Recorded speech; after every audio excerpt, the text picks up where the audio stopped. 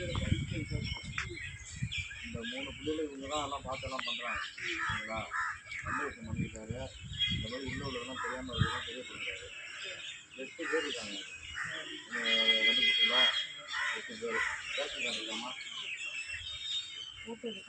எடுத்து பாருது ஆதார ஃபோட்டோ எடுத்துக்காங்க. எத்தனை தரமா பார்க்குறது இல்லை ஒரு ஃபோட்டோ மட்டும் இதெல்லாம் வரத்து விடும். நம்ம கலெக்டர் ஆஃபீஸ் வரீங்களா? நாளைக்கு கால் பண்ணுறேன். யார் என்னம்மா இது அம்மா எல்லாம் சொல்லுது நீங்கள் எப்படி வாங்குறீங்க? வேறு மாற்றலாம் வேறு மாற்றிங்க.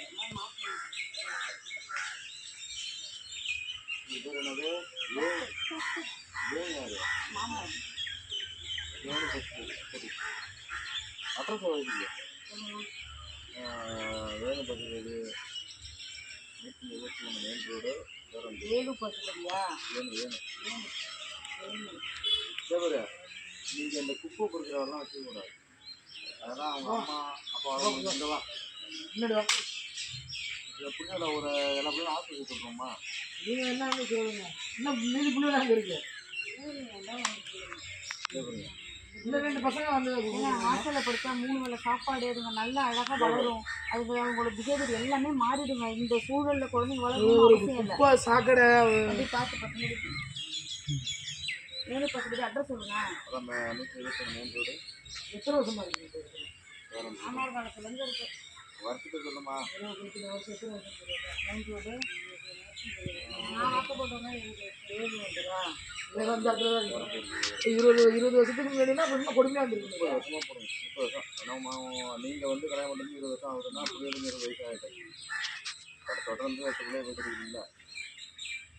ஆனால் அரிசி வர வாங்குறீங்க அரிசி 40 எழுதி வச்சுக்கலாம். இதை யார் ஆசைக்கிறா? எதுவும் சேராதுன்னா அது இப்படியே கிடந்தா என்ன செய்ய போகிறோம்? இந்த பொண்ணு கல்யாணம் என்ன உள்ள கல்யாணம் கட்டிட்டு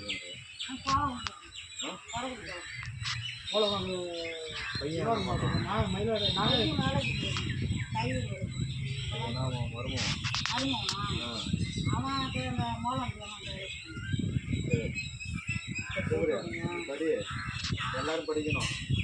யாராவது குப்பை கொடுக்குற மாதிரி இருந்தீங்கன்னா உடனே சொல்லுங்க. இதுக்கப்புறம் பார்க்க மாட்டேன். அழைச்சிட்டு போயிட்டு நான் எங்கேயாவது ஹாஸ்பிட்டல் போயிட்டுருவோம். புரியுதா? செய்யக்கூடாதுடா. நீங்க என்ன பண்றீங்க? வீட்டுக்கார அழைச்சிக்கிட்டு நாங்கள் ஃபோன் அடிப்போம்.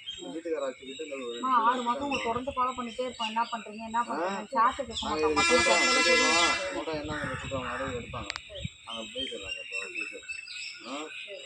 சரி நின்று பாப்பா